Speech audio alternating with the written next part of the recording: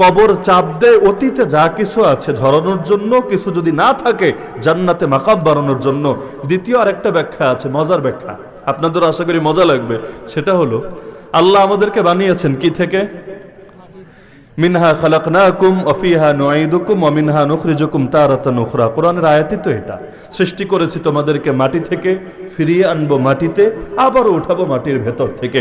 তাহলে মাটি থেকে সৃষ্টি করেছেন, এতদিন মাটির উপরে ছিলাম, এতকাল পর আবার মাটির কোলে ফিরে গেলাম। দুনিয়াতে কি হয় যে মনে করেন আপনি আমার বন্ধু, আমি আপনার বন্ধু, কিন্তু লম্বা একটা টাইম আপনার সাথে দেখা নেই। আপনি দূরে থাকেন, আমি দূরে থাকি, হয়তো আপনি লন্ডন থাকেন, আমি বাংলাদেশে থাকি। হঠাৎ করে একদিন দেখলাম আপনি সামনে, আজকে মাহফিলে এসে দেখা হয়ে গেল যে আপনি এখানে আছেন, আর আমার সাথেও আপনার আচমক দেখা। তা আমিও সারপ্রাইজ, আপনিও সারপ্রাইজ। কি রে দোস্ত, এতকাল পরে দেখার পরে কি হবে? সালামটা দিলে দিলে, না দিলে না। একজন আরেকজনের বুকে এভাবে জড়ায় ধরবেন না, কি রে কতকাল পর তোরে দেখলাম, তুই কই ছিলি এতদিন?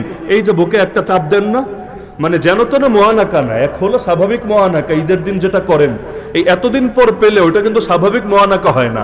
অথবা মায়ের সন্তান হারিয়ে গিয়েছিল, বাবার সন্তান হারিয়ে গিয়েছিল, 5 বছর পর 10 বছর পর পেয়েছে, ওইটা কিন্তু স্বাভাবিক বুকে জড়ানো হয় না।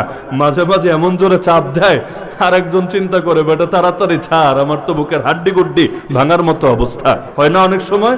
তো এই কবরও মাটির, আমরাও মাটির, কিন্তু লম্বা টাইম তো মাটি থেকে দূরে ছিলাম।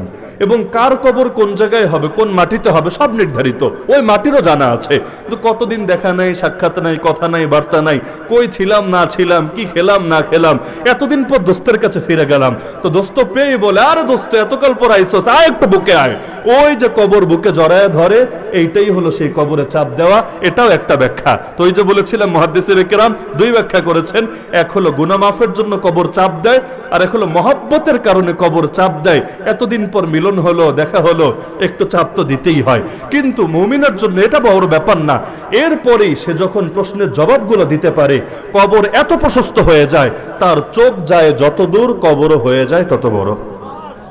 বলবেন উপর দিয়ে তো বাড়ে না, উপর দিয়ে বাড়া লাগবে না, যেখানে বাড়া দরকার সেখানে আল্লাহ তাআলা ঠিকই বাড়িয়ে দেন। তাহলে এই যে দেখা যাচ্ছে ব্যক্তি জীবনে যেখানে যেখানে ওজর নাই, সেখানে সেখানে আমি বলছিলাম নবী সুন্নাত অনুসরণ প্রসঙ্গে, মনে আছে কিনা?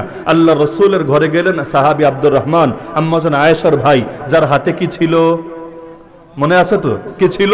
একটা মেসওয়াক। নবীজির একদিকে তো কষ্ট হচ্ছিল, কিন্তু এই অবস্থায়ও আল্লাহ নবী বারবার তার মেসওয়াকের দিকে তাকাচ্ছিলেন।